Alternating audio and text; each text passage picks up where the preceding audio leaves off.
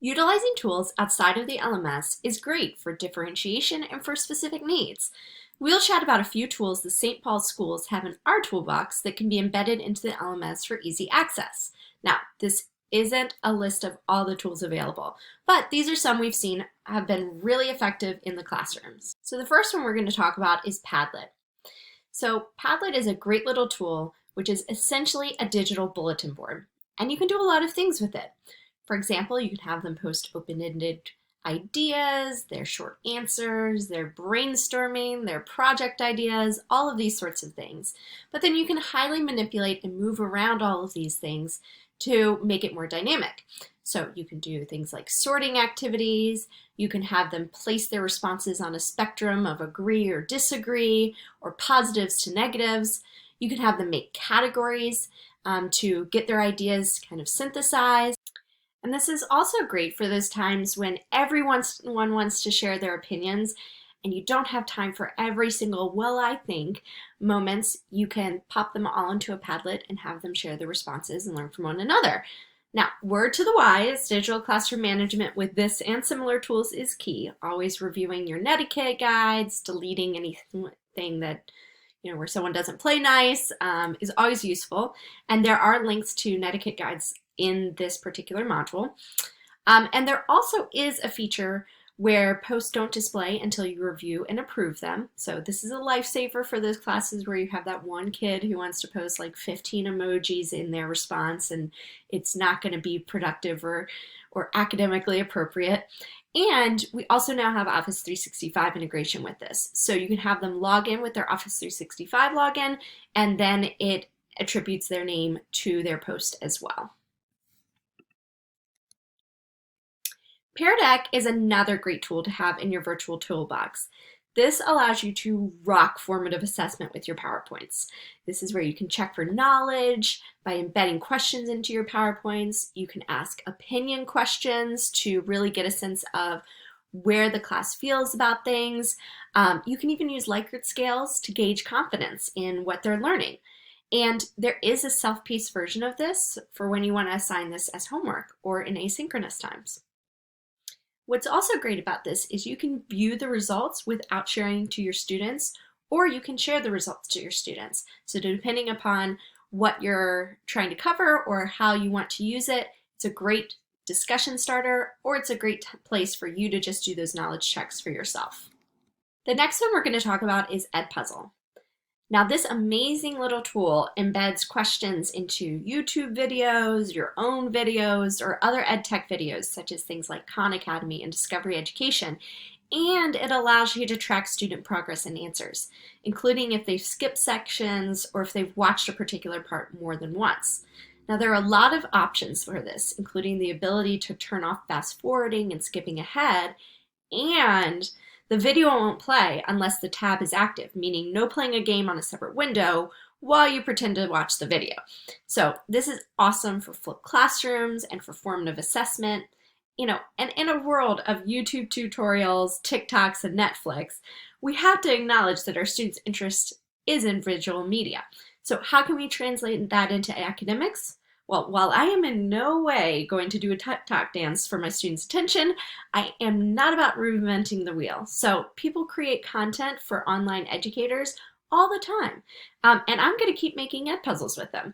So not to mention, our students often go to YouTube and to these different tutorials to figure out how to do that math equation or understand that physics graph. So curating and finding the good tutorials for them and then using Edpuzzle with them can really help your students. So we know that studies show that attention spans are declining, boo. But interaction with content can help student learning, yay. So using interactive experiences and videos can help your students succeed. It also really helps with accountability. We've all done it. We've assigned that video to watch outside of class and we come in the next day and we have no idea who actually viewed it. So Edpuzzle takes that mystery away. Not only can you allow or not allow skipping, which is a major win, but you can also see how often a student watched a video over and embed questions to check for understanding, which is real formative assessment, right? Or you can also voice over parts that you want to emphasize or have them do something with. So Flipgrid promotes active learning while asynchronous. Think about times where, you had to do sub plans, Edpuzzle it. Half the class is going to be gone because it's at the end of the block day and, half of your students are in sports or different things like that. You can Edpuzzle it. Now that we've gotten really good at recording ourselves through COVID and everything, this gives us the ability to now embed formative assessment and things to really make the most out of the videos that we create. The next one I'm going to share is Flipgrid. This seems to be a big winner in the eyes of students in regards to engagement. Essentially an audio-visual online discussion board, teachers have found a lot of benefits in providing students with a platform to share out in ways beyond just the typical threaded discussion board, and gives the students the opportunity and the challenge to be able to express themselves verbally and communicate with one another. It's a close second to face-to-face discussions and provides a platform for students to express and verbally communicate to practice. Oh, and now they have some cool features. For instance, a screen recorder that allows you to share PowerPoint presentations or other digital content while they talk. And they have something called FlipPals, where students can connect with other students outside of the community to safely learn from one another. Now, here's some tips. So some good ideas are to always provide a lot of examples and a lot of options on ways to contribute. Giving multiple prompts helps students feel more comfortable sharing. Making it fun with guest and mystery contributors, having your head of school or a particular, person outside of the community come in and share their opinions in these discussions is always great. Encouraging them to not write down what they're going to say is also really good. Be okay with the ums and the ahs to be able to get kind of that authentic talking behavior. And also doing things like, providing your own opinions and letting them see that you're being vulnerable in it can be great too. Some great examples of uses that we've seen are things like doing introductory class discussions at home to provide that kind of base level discussion to then share out more deeply in class.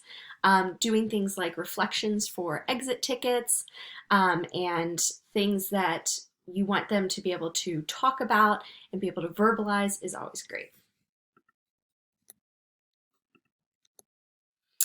And the last one we're going to talk about is Newsela. Newsela is a fantastic tool to help students focusing on research and inquiry. And it's great because it's differentiated to learners' Lexile levels.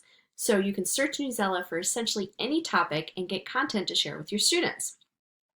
So the content is updated daily, and so there's everything from current events to historical topics, and all of the articles are available in 5 Lexile levels so that you can really gauge what your students are learning based upon their reading level. And every level text features a quiz and a writing prompt, so you don't have to create those things. So you could use it to differentiate for ability or interest. You could use it for in-class writing assignments to assess skills or for research. It's great for current event learning, and it's also great for developing annotation skills, and it's good for those asynchronous or sub days as well. So hopefully these are some tools that you can use. Now go ahead and get started.